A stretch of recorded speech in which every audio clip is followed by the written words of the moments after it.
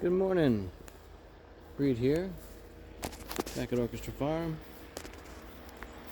Checking on things before the workday as per usual. And I was thinking to myself just the other day, look at these squashes over here.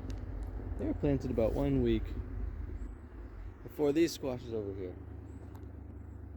I noticed a difference. How about you? As I was thinking to myself, why is that? The ground is pretty much the same. Obviously, there's a lot more thistle over here. But one of the things I considered was this idea of biodynamic farming, wherein you plant with the moon. And this is by Rudolf Steiner, if you don't know. And there's phases of the moon that are for like vegetative growth, and other phases of the moon that are for fruiting growth. I have not been following this system, but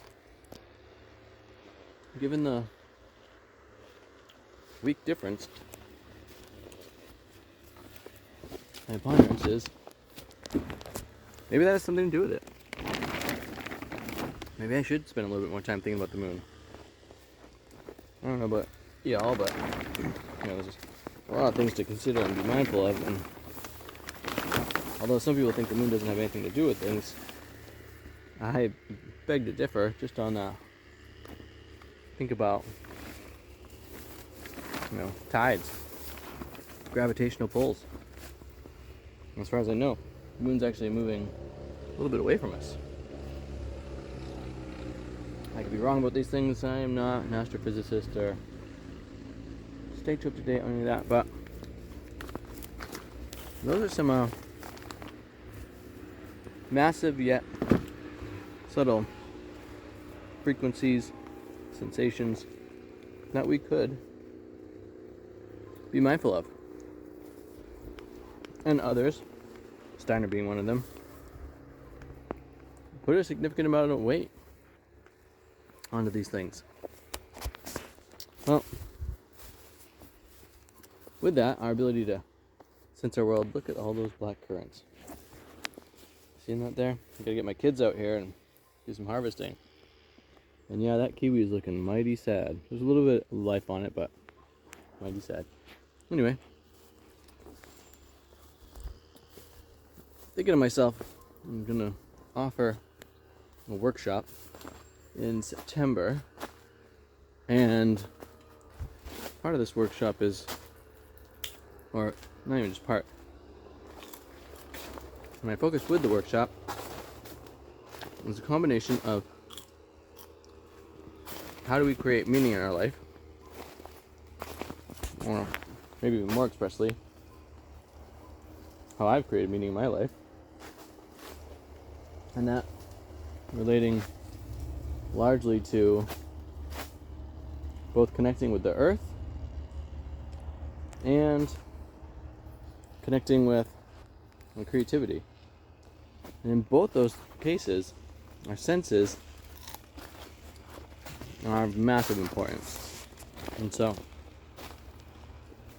there'll be different exercises throughout the day. Ooh, my first cucumbers. Where we close off a sense to allow our other senses to get heightened.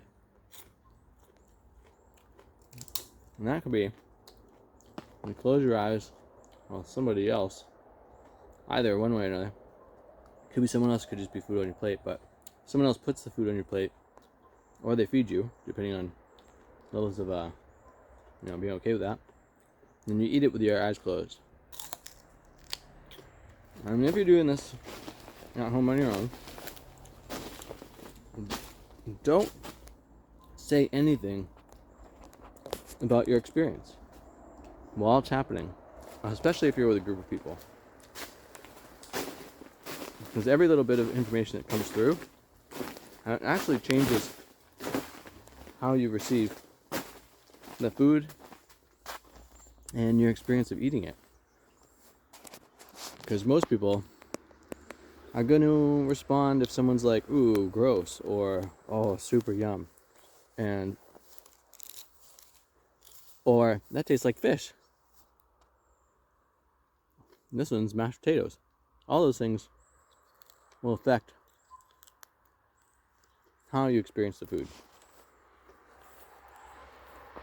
Likewise, I mentioned this before, but we're actually a pretty large ecosystem as a body. We've got our microbiomes that both exist on our skin and in our guts, and really influence how we engage with the world and our sensations. Well, when we exist with the earth, so you're planting food, you're engaging with the soil, there's obviously a whole lot of life forms that are there. And in that, it's my perception that there's a conversation that takes place between our own unique microbiome, whole being, and that of the earth's. Now, I live in a place that gets a legit winter. It's short-lived. Grateful for that. But it's here. And in particular, when there's snow on the ground, so much of the life of the soil is asleep that it's quiet. It's quiet in a way where it's actually kind of outrageous. And it's nice to have that contrast between quietness of the winter and the life of the soil, life of the forest floor, and then the activity, how noisy it can be. To have those nuances is amazing. What you can do, a little test with yourself, wherein, again, if you close your eyes, when you lie down on the earth, on the actual earth itself, not some blanket or anything like that. You want your skin to be in contact. You want all those different organisms that exist on us and in the soil and the earth to come into contact with each other. And I know a lot of people don't want to dig up the earth at all, but even a small patch, if you could just dig it up a little bit, move the top little layer around so that way you can come into contact with the earth below it with your skin, there's a lot of information that's going to be moving between. And when we quiet ourselves, we can actually perceive some of that. Now, that might be asking a lot for some people. So, another thing you could do in that same kind of mode, and you could be sitting for this, is to focus on the sounds that are like 1 inch away from you. And then expand that after a couple minutes to a foot away from you. And then expand that after another few minutes to the sounds that are 5 feet away from you. And you can keep taking that until you got it so that way you're listening to sounds that are as far away as you can possibly hear. Maybe you're looking at the moon, as we mentioned earlier, and especially if you can see the moon, and see if you can hear the sounds at that distance. That might sound crazy to some, and that's okay. It's good to take a moment to do things that are crazy, and then bring your hearing back in, and see if you can get it to just the sounds that are occurring, like that are touching your body. So in that case, that could be hearing your heart go. In an ideal situation, if it's quiet enough around you, you might even be able to hear some of your nervous system firing. Anyway, I've got a bunch of other practices that are going to come through in this workshop space that are going to link all of our creativity intermixed with our connection with the earth, tending the earth, and from them I find I get a lot of extra meaning out of life. I see and experience a lot of extra things. And as we age and get older, rather than having diminishing faculties, I think that it's important that we actually continue to cultivate, to grow, to refine, to experience more of the wonder of the world. And that's by experiencing those nuances to heightened degrees. So if you're interested in that, definitely shoot me a message. Let me know. This September one will be the first one. I'm hoping to do this on an ongoing basis. And if you're interested in having me come about some event that you're doing and offering, an hour to 2 hour long workshop of this sort, please send me a message about all that. Thanks so much for watching today. Thanks for subscribing to the channel. Thanks for liking and all your comments. I'm working on the closed captions for the people out there who are asking for that.